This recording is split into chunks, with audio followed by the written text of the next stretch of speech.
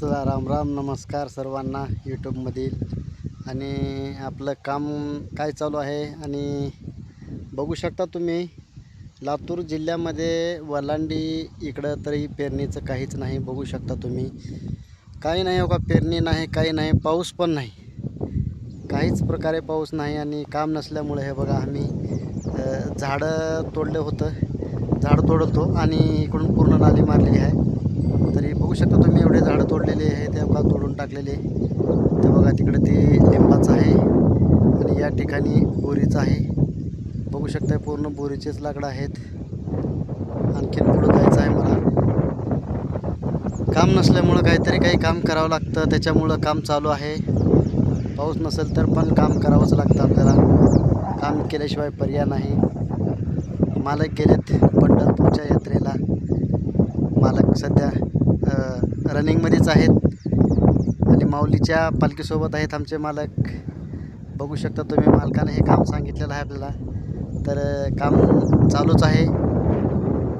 असं तसं थोडं प्रयत्न म्हणजे चालूच आहे काम करण्याचा आणि काम पण झालेलंच आहे. हे का इकडं पूर्ण बोरीचा आणि लिंबाचं एक पार्ट संपलेला आहे. आता जायचं आहे पुढच्या. ते बघा तिकडे दिसतंय का पुढं, हां ते बघा तिकडे दिसते ते लिंबाच्या झाडापाशी. तिकडचा एक पार्ट राहिलेला आहे. ते पार्ट झाल्यानंतर हे हा पार्ट झाल्याच्या नंतर सरसेवटी पूर्ण ते बघा त्या लिंबाच्या झाडाकडे तिकडे एक आहे. आणखीन ती पडक आहे त्या साईडला, तिकडं पण काम आहे. आणखीन भरपूर असं काम आहे, मालकानं सांगून गेलेलं आहे. तरी काम होईल तेवढं मी प्रयत्न करत आहे आणि कामाची सुरुवात तर चालूच आहे, काही अडचण नाही. म्हणजे मालक गेलेत माऊलीच्या दर्शनासाठी, तर आपण मालकासाठी काहीतरी हेल्प करावंच लागतं. आणि काम चालू आहे मालक, काही टेन्शन घेऊ नका. तुम्ही व्यवस्थित जावा पालखीला आणि व्यवस्थित दर्शन वगैरे करून या, काही प्रॉब्लेम नाही.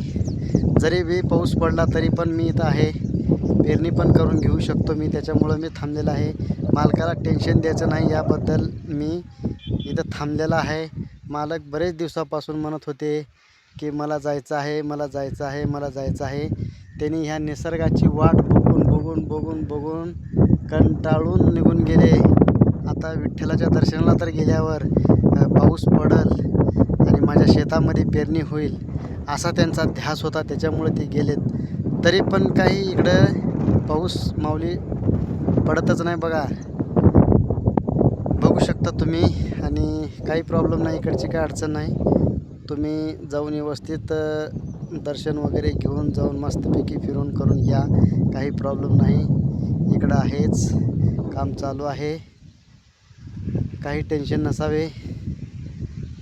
बघू शकता इथपर्यंत काम झालेलं आहे. बघा हे का, आता एका दिवशी बैलगाडीमध्ये भरून तिकडे नेऊन टाकू एका ठिकाणी.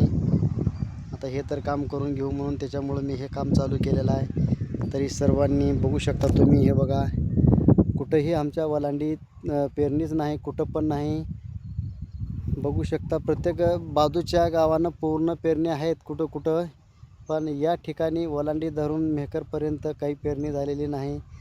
आणि कालचा पाऊस धनेगावला होता, वलांडीला नाही. परवा दिवसाचा पण पाऊस धनेगावला होतं, वलांडीला नाही.